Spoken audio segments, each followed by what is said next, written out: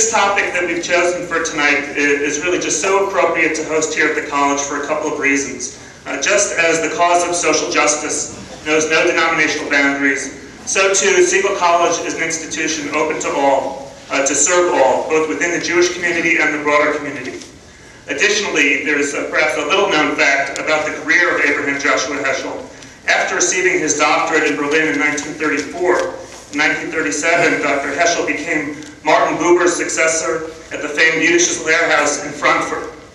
We believe that Siegal College follows directly in the footsteps of this important institution, serving the intellectual needs of the entire Jewish community and presenting the full range of Jewish tradition to the public from an academic orientation.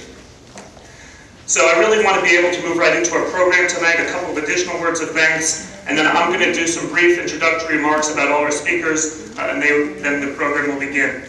I really want to thank the staff at Senator Brown's office, Brooke Hill and Laura Engelhardt, who we've been working on this for many months, and they really spearheaded it and made sure that everything ran smoothly. I want to thank our staff here at Siegal College and at the Maltz Museum for helping put together a wonderful evening. And particular thank you to Josh Rolnick for supporting this endeavor from the beginning.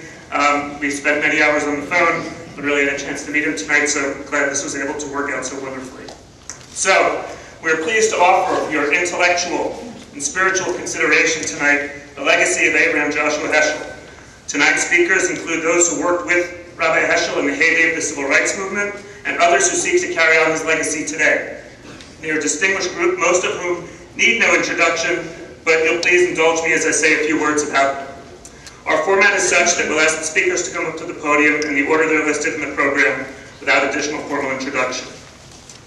Sherrod Brown, a U.S. Senator for the state of Ohio since 2006, Senator Brown believes the protection of individual rights and liberties is a fundamental part of the oath of office he took to support and defend the Constitution. Throughout his career in Columbus and Washington, Senator Brown has opposed discrimination in every form and fought to protect the civil rights and liberties of all citizens. We're pleased to welcome as well former Congressman Louis Stokes, who played a pivotal role in the quest for civil rights, equality, and social and economic justice throughout his tenure in the United States Congress. When Mr. Stokes retired, he became the first African American in the history of the U.S. Congress to retire, having completed 30 years of service in office. Through the years, Mr. Stokes has received numerous awards and honors that recognize his national leadership and strong commitment to public service. We welcome Dr. Marvin McNichol, who served as the senior pastor at Antioch Baptist Church here in Cleveland since 1987. During that time, he led the church in establishing a ministry for people infected or affected with HIV/AIDS, the first of its kind in the entire country. Dr. McNichol is also a widely published author and outspoken on issues of social justice. We also welcome Ambassador Andrew Young, who has held a wide variety of leadership positions over the past several decades. Beginning his career as an ordained minister and top aide to the late Dr. Martin Luther King Jr. in the Civil Rights Movement, he went on to be elected to 3 terms as a United States Congressman before being appointed as the U.S. Ambassador to the United Nations. Subsequently, he served 2 terms as the mayor of Atlanta, assumed a leadership position as co-chairman of the Atlanta Committee for the Olympic Games, and he currently serves as founding principal and co-chairman of Good Works International.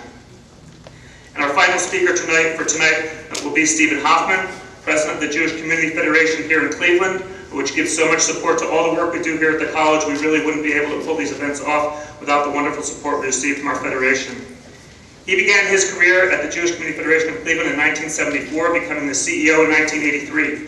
In addition to many other honors and responsibilities, in 2004, Steve was appointed by President George W. Bush to serve on the United States delegation to the Conference on Anti-Semitism held in Berlin by the Organization for Security and Cooperation in Europe. He currently serves as interim president of the Jewish People Policy Planning Institute, an international policy think tank based in Jerusalem. And of course, last but not least, our keynote lecture for tonight will be given by Dr. Susannah Heschel, who once held the Abba Hillel Silver Chair in Jewish Studies at Case Western Reserve University here in Cleveland, is now Eli Black Professor of Jewish Studies in the Department of Religion at Dartmouth College. An author of many books and articles, her scholarship focuses on Jewish-Christian relations in Germany during the 19th and 20th centuries, the history of biblical scholarship, and the history of anti-Semitism.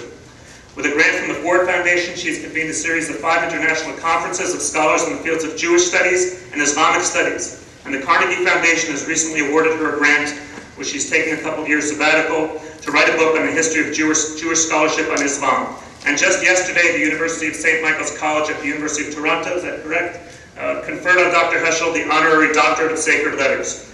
Remarks tonight will reflect on our father's essential work in social action and his direct involvement in the civil rights movement. Please join me in welcoming Dr. Susannah.